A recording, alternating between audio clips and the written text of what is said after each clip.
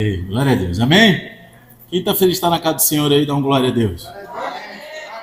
Então vamos lá, baixa a cabeça, fecha os olhos mais um instante, rapidinho, para a gente dar continuidade, que hoje a palavra é VaptVupt, amém? É só uma bicanca na canela e sai correndo, amém? Senhor Deus Pai, te convidamos a tomar o teu lugar de honra aqui, mas principalmente em nossos corações, Senhor. Nos conduza a estar sensíveis à tua voz, para ouvir, Pai, no meio de toda a palavra lançada aqui do altar, a palavra rema, Senhor, que gera transformação, que gera cura, libertação, mas não permita que teus filhos saiam da mesma forma que entraram aqui essa noite. Desde já, eu repreendo em nome de Jesus todo espírito contrário ao teu, toda conversa paralela, toda falta de atenção, toda andação desnecessária, tudo aquilo que vem para roubar os teus filhos, bate em retirada agora em nome de Jesus. E pela tua misericórdia, nós clamamos como igreja, Senhor, conceda nos céus abertos e manifesta a tua glória nesse lugar. E se você crê nisso, diga amém. Glória a Deus. O tema da mensagem de hoje é: Deus usa os disponíveis, não os maiores. Amém? E para a gente entender melhor, eu vou ler o capítulo 7 de Juízes, do livro de Juízes todo. E depois a gente vai destrinchando, amém?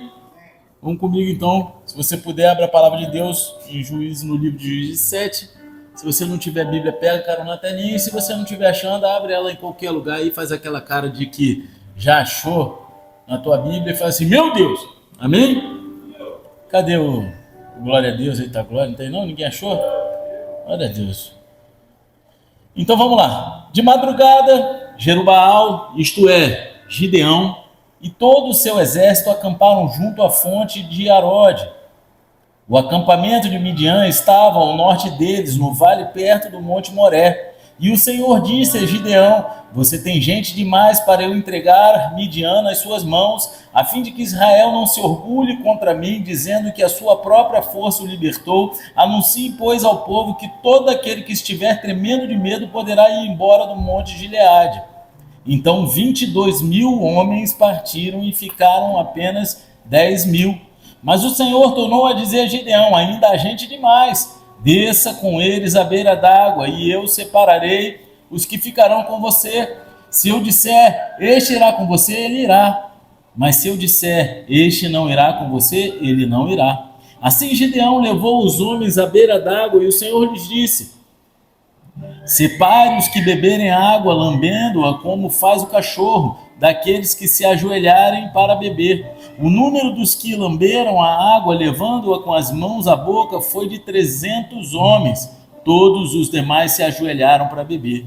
O Senhor disse a Gideão: com os 300 homens que lamberam a água, livrarei vocês e entregarei os midianitas nas suas mãos. Mande para casa todos os outros homens. Gideão mandou os israelitas para as suas tendas, mas reteve os 300. E esses ficaram com as provisões e as trombetas dos que partiram. O acampamento de Midian ficava abaixo deles no vale. Naquela noite o Senhor disse a Gideão: levante-se e desça ao acampamento, pois vou entregá-lo nas suas mãos. Se você está com medo de atacá-los, desça ao acampamento com o seu servo Pura e ouça o que estiverem dizendo. Depois disso você terá coragem para atacar. Então ele e seu servo Pura desceram até os postos avançados do acampamento. Os midianitas, os amalequitas e todos os outros povos que vinham do leste haviam se instalado no vale. Eram numerosos como as nuvens e gafanhotos. Assim como não se pode contar a areia da praia, também não se podia contar os seus camelos. Gideão chegou bem no momento em que um homem estava contando seu sonho a um amigo. Tive um sonho, dizia ele. Um pão de cevada vinha rolando dentro do acampamento midianita e atingiu a tenda com tanta força que ela tombou e se desmontou. Seu amigo respondeu: não pode ser outra coisa senão a espada de Gideão, filho de Joás, o israelita. Deus entregou os midianitas e todo o acampamento nas mãos dele. Quando Gideão ouviu o sonho e a sua interpretação, adorou a Deus, voltou para o acampamento de Israel e gritou: levante-se, o Senhor entregou o acampamento midianita nas mãos de vocês. Dividiu os 300 homens em 3 companhias e pôs nas mãos de todos eles trombetas e jarros vazios com tochas dentro. E ele lhes disse: observem-me, faça o que eu fizer. Quando eu chegar à extremidade do acampamento, façam o que eu fizer. Quando eu e todos os que estiverem comigo tocarmos as nossas trombetas ao redor do acampamento, toquem as suas e gritem: pelo Senhor e por Gideão. Gideão e os 100 homens que o acompanhavam chegaram aos postos avançados do acampamento pouco depois da meia-noite, assim que foram trocadas as sentinelas. Então tocaram as suas trombetas e quebraram os jarros que tinham nas mãos. As 3 companhias tocaram as trombetas e despedaçaram os jarros. E, empunhando as tochas na mão esquerda e as trombetas com a direita, gritaram: a espada pelo Senhor e por Gideão. Cada homem mantinha a sua posição em torno do acampamento, e todos os midianitas fugiam correndo e gritando. Quando as 300 trombetas soaram, o Senhor fez que em todo o acampamento os homens se voltassem uns contra os outros com as suas espadas. Mas muitos fugiram para Bet-sita, na direção de Zererá, até a fronteira de Abel-Meolá, perto de Tabate. Os israelitas de Naphtali, de Asser e de todo o Manassés foram convocados e perseguiram os midianitas. E Gideão enviou mensageiros a todos os montes de Efraim, dizendo: desçam para atacar os midianitas e cerquem as águas do Jordão à frente deles até Bet-bará. Foram, pois, convocados todos os homens de Efraim, e eles ocuparam as águas do Jordão até Bet-bará. Eles prenderam 2 líderes midianitas, Oreb e Zeeb. Mataram Oreb na rocha de Oreb e Zeeb no tanque de prensar uvas de Zeeb. E depois de perseguir os midianitas, trouxeram a cabeça de Oreb e de Zeeb a Gideão, que estava do outro lado do Jordão. Amém? 2 horas, né? Glória a Deus. Quantas vezes a gente se sente pequeno demais para uma missão que Deus nos chamou? Quantas vezes a gente se sente tão pequeno diante de uma situação que a gente sabe que é Deus que está nos direcionando? A gente olha para o desafio e pensa: cara, eu não sou forte o suficiente. Eu não tenho recurso. Eu não sou qualificado. Muitas coisas vêm na nossa cabeça quando a gente se depara com algumas missões que Deus põe na nossa vida, né? Diante de tanta coisa que a gente passa. Só que a história de Gideão em Juízes 7, ela nos ensina que Deus, Ele não precisa de grandes exércitos. Ele não precisa de grandes coisas mirabolantes. Ele precisa apenas de corações disponíveis. Ele precisa somente de pessoas que entendam a sua vontade e estejam disponíveis a viver a vontade dele. Amém? E a história de Gideão, ela começa num período sombrio de Israel. Os midianitas, eles dominavam a terra, saqueando as plantações, oprimindo o povo que ali estava. Se você quiser depois ler em casa, no capítulo anterior de Juízes, bem no iniciozinho, você vai ver essa verdade. Então Gideão estava ali no momento crítico de Israel, num de vários. Se a gente lê a Bíblia toda ali no Antigo Testamento, a gente vê que os caras passam perrengue altos e baixos. E Gideão, um jovem que se considerava insignificante, ele foi chamado por Deus para liderar a libertação de Israel. Só que quando ele finalmente consegue reunir um exército, Deus faz algo que parece completamente ilógico aos olhos humanos. Deus faz algo que aos olhos humanos parece assim: cara, isso é loucura. Deus, ele manda reduzir as tropas. Imagina, é a mesma coisa, cara, eu vou sair numa incursão contra uma nação vizinha que é muito mais forte que eu vou juntar os melhores e a maior quantidade de homens suficiente para a gente invadir junto, senão o bagulho vai ficar doido. Não é isso? E aí, quando você está à beira de invadir, Deus fala: não, eu quero tirar mais da metade. De cara. Amém? De cara. Isso me lembra quando eu era jovem, quando eu fazia besteira, mas não vou contar não, que tem nada a ver. Quando eu era jovem, eu era pequenininho lá em Barbacena, quando eu era jovem, morador da Tijuca, ali, na minha época ainda tinha aquelas brigas, galera de rua, de região da Tijuca, né? E às vezes a gente ia dar uma incerta na rua do adversário. Só que a gente tinha que juntar um galerão. Só que no meio do caminho ia sair dos medrosa, né?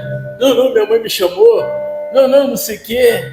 E quando você chegava lá que era paulada mesmo, pedrada, paulada, soco, não tinha covardia não. Quando você chegava lá tinha menos da metade.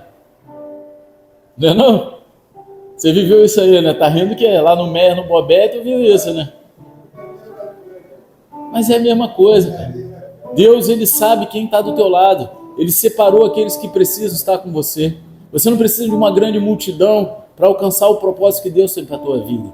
Foi isso que Deus fez com Israel através da vida de Gideão. Gideão, ele juntou um exército maravilhoso, gigante, grande. Só que não adianta você ter 1 milhão de pessoas do teu lado se só 10 delas estão com o coração ligado ao teu.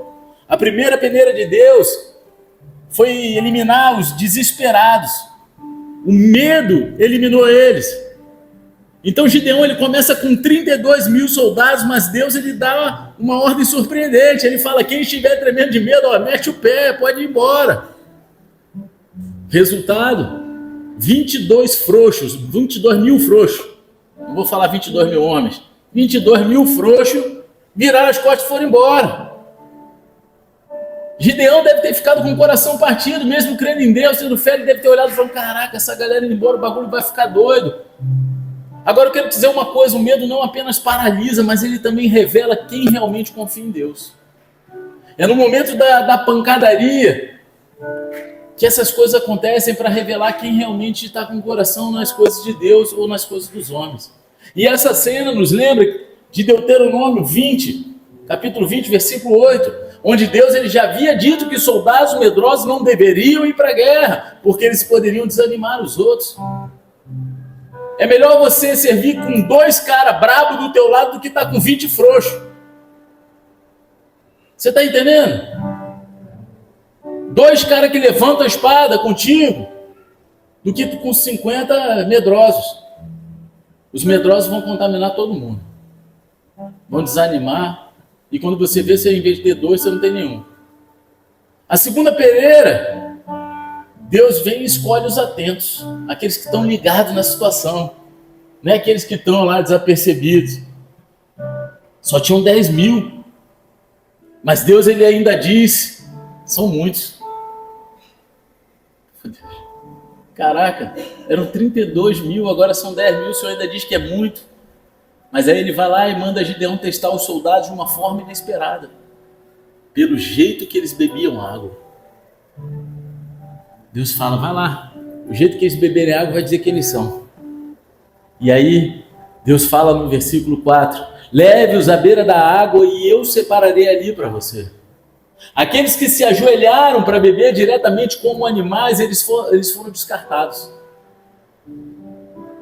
Eles se ajoelharam. Estavam rendidos já. Mas aqueles que pegaram a água com as mãos e levaram até a boca, permanecendo atentos ao redor, eles foram escolhidos. Meu irmão, quando você está no fronte de guerra, você não tem tempo para ficar se distraindo com besteira. Você tem que ficar atento. É igual a galera que foi reconstruir o muro com Neemias. A espada numa mão, enxada na outra. Não tem como paralisar, cara. E Deus, observando isso, trazendo essa verdade para Gideão, fez com que ele visse quem eram aqueles que estavam atentos. E aí, trazendo um paralelo, meu. Quem é carioca aqui? Quem já andou no Rio de Janeiro? Quem já andou no Tijuquistão? Já andou no Tijuquistão? Se tu não andar atento lá, meu irmão, tu perde tudo. Sai de lá só de cueca, sem calça, sem bermuda, sem tênis, sem nada. Não é assim? Aí tu anda com um bobão, daqui a pouco o cara tá te levando pra furada também, pra perder as coisas junto com ele, não é isso? O cara tu anda com o bobão, tem que ficar o tempo todo, cara, olha ali, vem pra cá, cara, não dá mole não, entra nessa loja, olha os malucos ali seguindo. A pastora, quando me conheceu, falou, cara, tu tá sempre atento, eu parava agora eu fui perdendo, né, muito tempo Búzios, eu parava no sinal já, com a distância do carro da frente, olhando pelo retrovisor, visão 360 graus, eu estava sempre preocupado, meu irmão. Estava devendo não, meu irmão, mas a gente nunca sabe quando o bagulho vai ficar doido. O nego mata todo mundo, o nego prende todo mundo, sei lá, faz um monte de besteira, é uma doideira. E aí foi o que Deus usou. permaneceram aqueles que estavam atentos. No fim, sobraram apenas 300.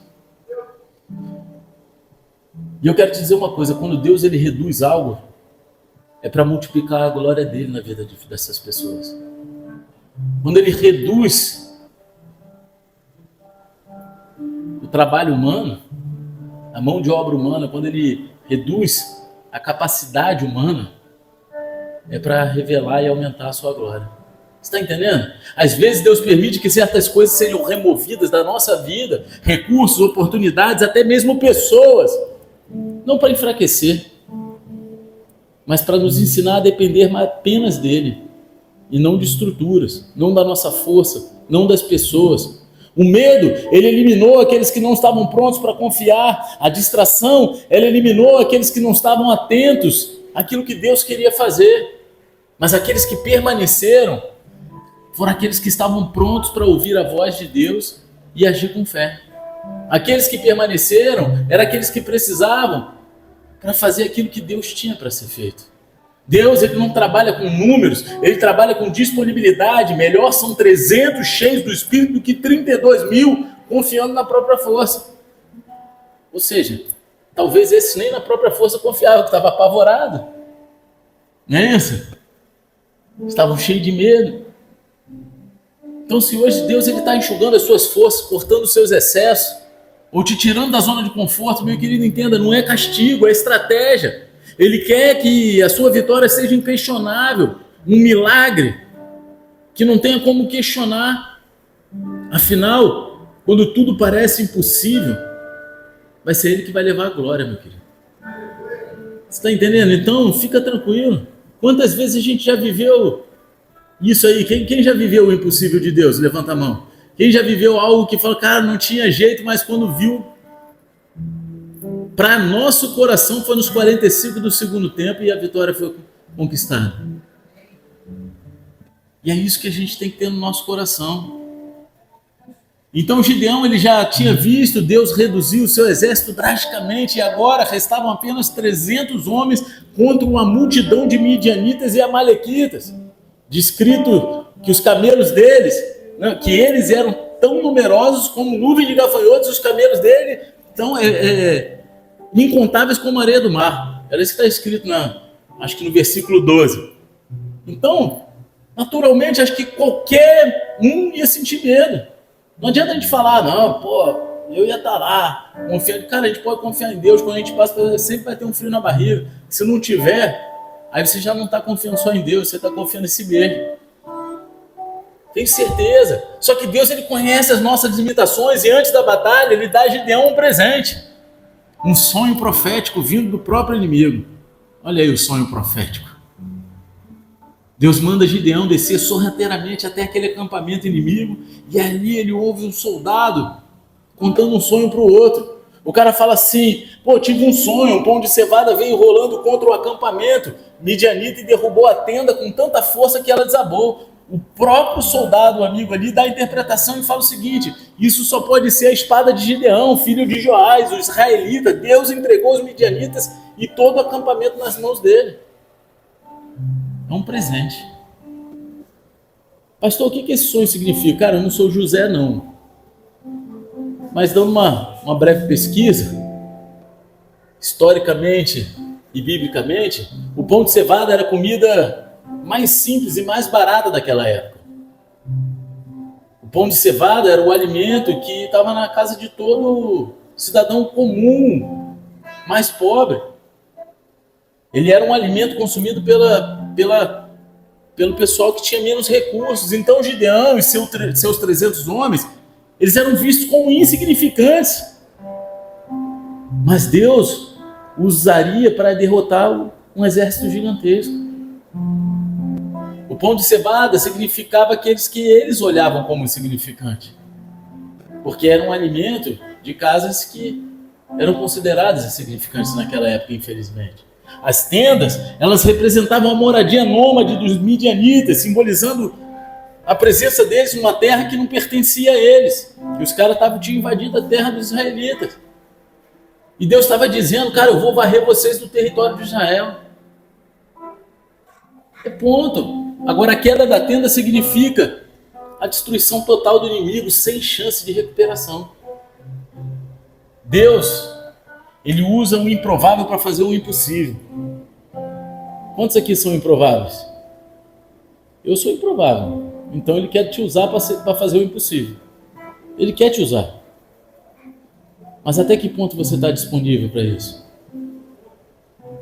Quantas vezes a gente se sente igual esse pão de cevada, insignificante? A gente se sente pequeno, sem muitos recursos, sem influência. Só que na mão de Deus, aquilo que parece ser insignificante se torna uma arma poderosa. Moisés, ele tinha apenas um cajado. Ele abriu o mar com um cajado. Claro que foi a força de Deus, o poder de Deus. Mas Deus usou aquele cajado, que era o que ele tinha. Era algo significante, comum, que todos tinham. Não é isso? Davi, ele tinha apenas uma funda e 5 pedras. Mas ele derrotou um gigante que botou medo no exército inteiro. Porque para pensar, cara. Tava todo o exército, os caras tinham lança, espada, escudo, armadura. E eles estavam botando frouxura diante do gigante. Chegou um baixinho lá, jovem, franzino, com 5 pedrinhas, uma funda. Ele falou, eu vou lá, mas eu não vou sozinho, eu vou em nome do Senhor dos Exércitos. Os discípulos, eles eram pescadores comuns, mas eles viraram o mundo de cabeça para baixo. É só ler o livro de Atos. Pessoas comuns. O mundo, ele pode nos ver como um pão de cevada, mas nas mãos de Deus a gente é arma de guerra, meu querido. Você está entendendo? Gideão, ao ouvir o sonho, ele não duvida, ele vai lá, adora a Deus imediatamente, porque ele sabe que a vitória já foi decretada no céu. Depois disso, ele volta para o acampamento e declara lá no versículo 15, levantem-se, o Senhor entregou o acampamento midianita nas mãos de vocês. Deus já garantiu a sua vitória, meu querido. Você crê antes de ver ou você espera ver para crer? Quem é você? Você é aquele que já toma posse antes dela ser visível? Ou você é igual a Tomé? Tem que botar a mão. Deus está procurando aqueles que creem sem ver. Era meia-noite. Meia-noite. Gideão e seus 300 homens estavam cercando um exército incontável de midianitas. Normalmente, uma estratégia militar envolveria espadas, lanças, escudos, um ataque bem planejado. Né? Uma estratégia militar.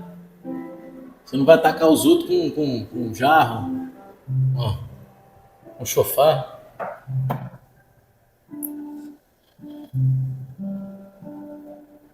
Só que Deus, ele não trabalha com a lógica humana.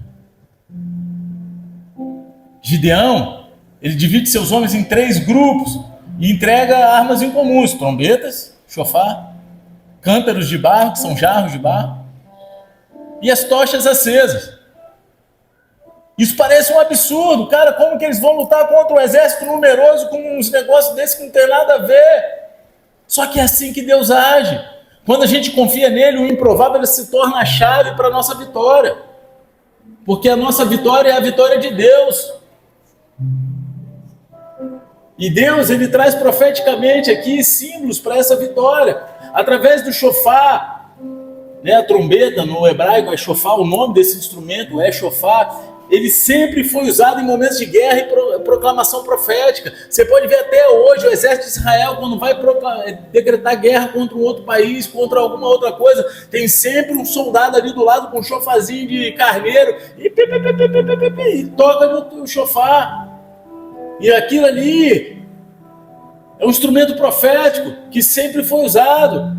Era um som que anunciava a presença e o poder de Deus. Você vê isso lá em Josué 6:20. Então, quando a gente toca o nosso chofar espiritual, que é a nossa adoração, a nossa fé, a gente libera o mover de Deus. Agora os vasos quebrados.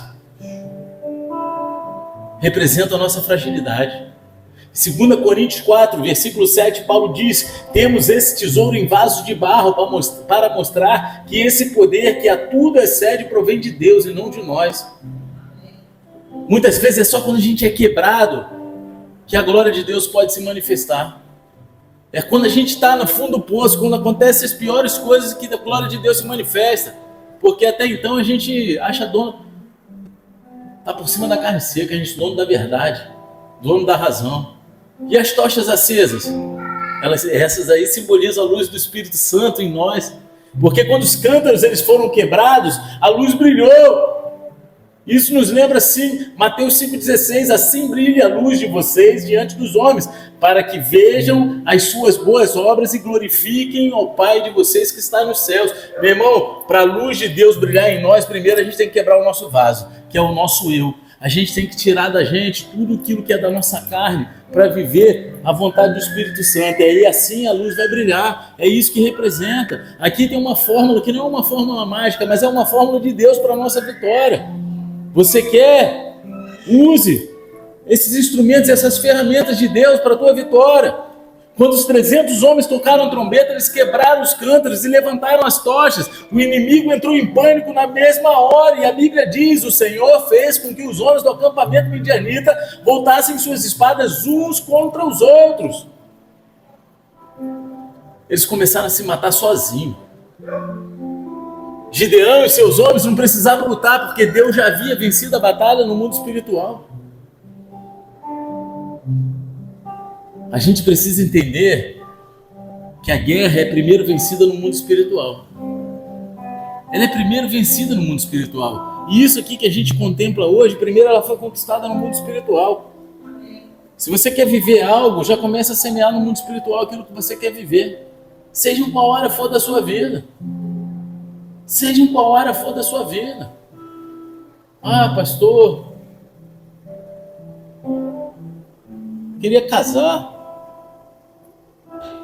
E o que você está semeando? Ah, pastor, eu queria comprar um carro novo. Tá bom, para de gastar dinheiro em besteira. Você vai ter que fazer a tua parte. Começa a consagrar essa área da tua vida a Deus. Comece a usar as armas espirituais que Deus te deu. Antes de ver a vitória no natural, eita glória, obrigado, né? A gente precisa conquistá-la no espiritual. Se não conquistar no espiritual, a gente não vai ver a vitória no natural. Quando você adora, quando você confia, você profetiza, Deus ele começa a agir onde você não pode agir.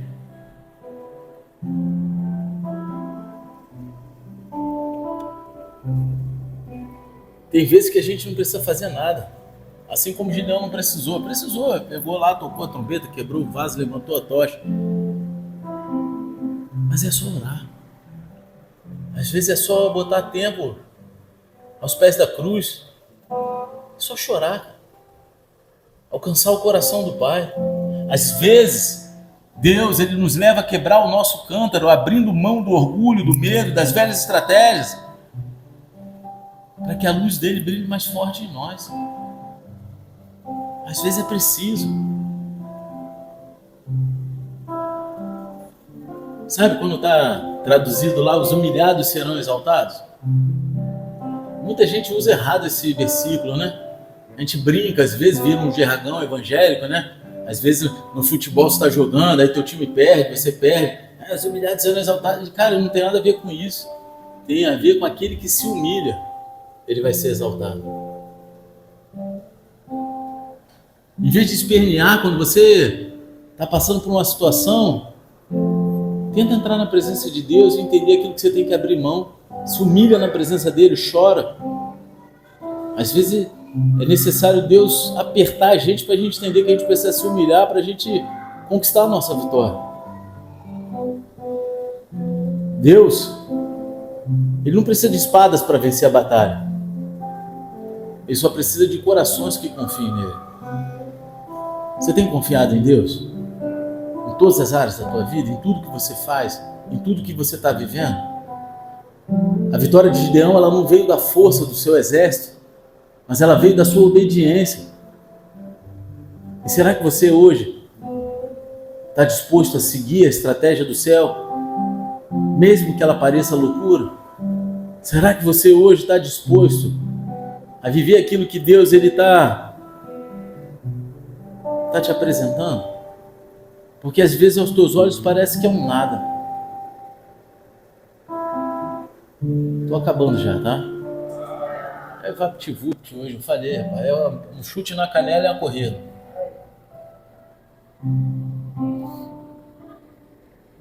Será que você está entre os 300? Ou você está entre os 31.700 que foram descartados? Fiz a conta rápida aqui. Fiz certa a conta? 32 menos 300, 31.700. Olha. Gideão, ele não era o mais forte, nem o mais experiente. O exército dele não era o maior e nem o mais equipado. Só que Deus, ele nunca escolhe com base lógica humana. Ele não pega a nossa lógica e escolhe, vou escolher porque na lógica da cabeça do fulano é esse que faz sentido. Ele escolhe aqueles que estão disponíveis e dispostos a confiar nele. Você está entendendo? Às vezes Deus te chama para fazer algo e você não se sente capacitado. Então se capacita. Deus, ele vai te dar estratégias, forças, mas faz a tua parte. Se Deus está te chamando, é porque Ele conhece o teu coração. Ele sabe quem você é. Gideão chegou e falou, eu sou o menor da casa de Jessé. Quem lembra dessa passagem? Não foi isso? Ele falou? Deus chamou ele e ele ficou se esquivando. Pediu sinal e coisa e tal. Meu irmão, quando Deus te chama, é porque Ele sabe que o teu coração está disponível e disposto a confiar nele. Então mergulha. No começo eram 32 mil homens, mas só 300 ficaram. Deus, ele não precisa de multidões, ele precisa de corações rendidos aos pés dele. E você, onde está se encaixando essa noite nessa história? Talvez Deus esteja tirando algumas coisas da sua vida para que você aprenda a confiar somente nele. Como os 22 mil que foram embora por medo, existem momentos em que Deus, ele nos ensina a depender mais dele do que dos nossos recursos. Talvez Deus esteja te chamando para ser um pão de cevada, simples aos olhos do mundo, mas poderoso na mão dele. Deus, ele gosta de usar o improvável para confundir os fortes. Está lá em 1 Coríntios 1:27 essa verdade.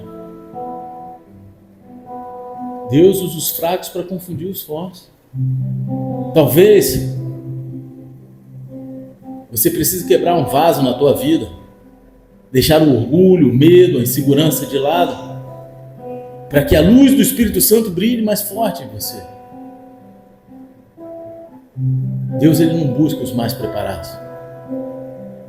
Ele prepara aqueles que estão dispostos.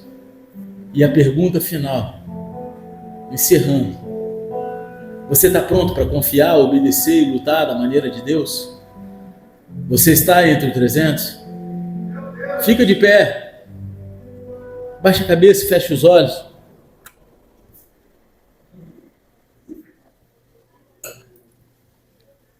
Tem horas que a luta parece ser perdida já. Seja qual hora for, tem horas que a gente olha e parece que não tem saída.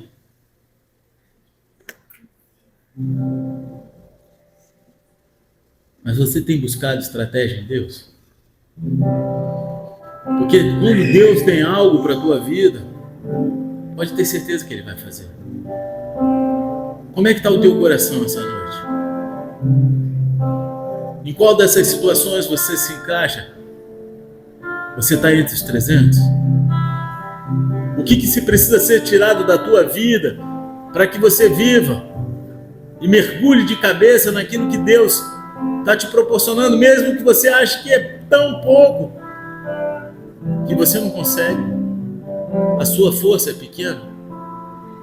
Se você sabe que essa palavra falou com você, sai do teu lugar agora em nome de Jesus, para que a gente possa orar pela tua vida. Deus, Ele quer mudar o teu coração. Ele quer te conduzir a escrever uma nova história. Mas uma história que tem base na força dEle, no poder dEle, não no teu. Uma história que a glória vai ser toda dEle, não nossa.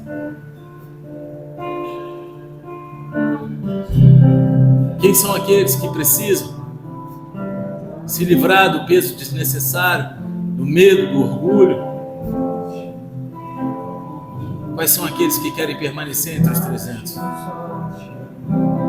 Se é você, sai do teu lugar em nome de Jesus.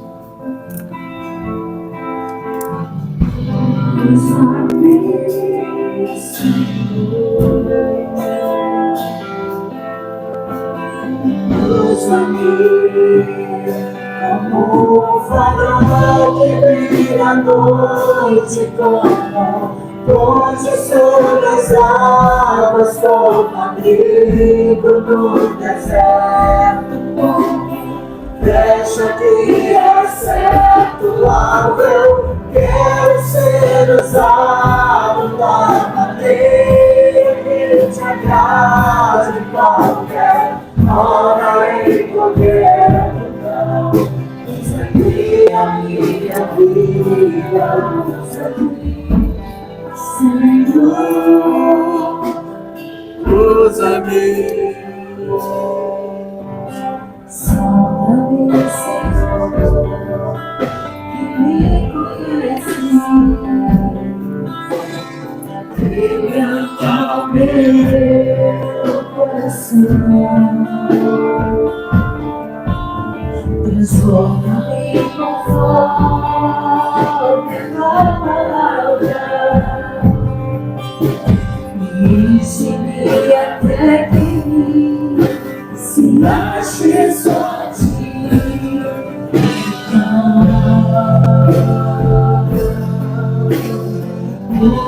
Usa-me, Senhor,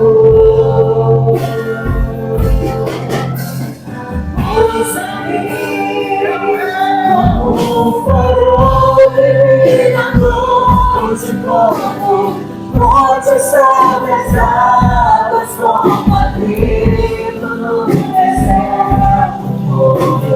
Deixa que acerto algo, eu quero ser usado da maneira que te agrade, qualquer hora em qualquer lugar. Usa-me a minha vida, usa-me, Senhor, usa-me.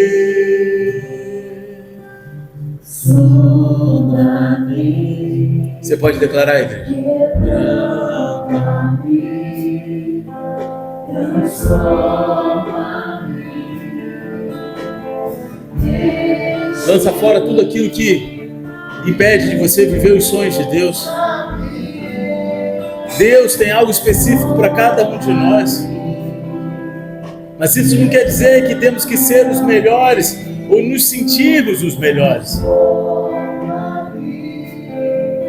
Nós não temos que ser os maiores.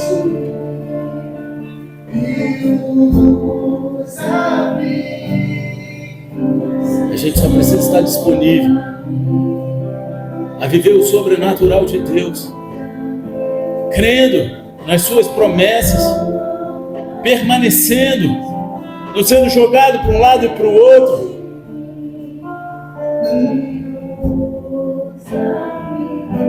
Senhor Deus Pai, nos capacita, Senhor, a permanecer.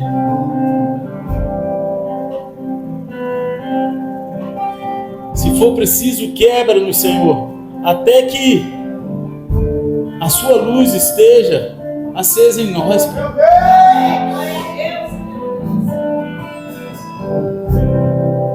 Que a nossa oração, nosso clamor, o nosso louvor possa subir, Senhor, como os toques do shofar, que declaravam a tua presença, Senhor, nos acampamentos israelitas, o teu poder e a tua glória. Que toda vez que a gente se colocar diante de ti, Possamos liberar, Senhor, palavras proféticas, palavras de vida, de amor, de esperança, sendo totalmente dependentes de Ti. Que possamos ser como Gideão e os seus 300, e não como os 31.700, Senhor, que foram retirados, Pai. Tira todo medo de nós, que possamos estar espiritualmente atentos ao Teu mover, ao Teu agir, aquilo que o Senhor está fazendo no nosso meio, e com os ouvidos sensíveis à Tua voz. Se você concorda com essa oração, você recebeu essa oração, aplauda Jesus de todo o teu coração, aplauda Ele, pois Ele é Deus. Aleluia. Glorificado seja o teu santo nome. Glória a Deus. Glória a Deus.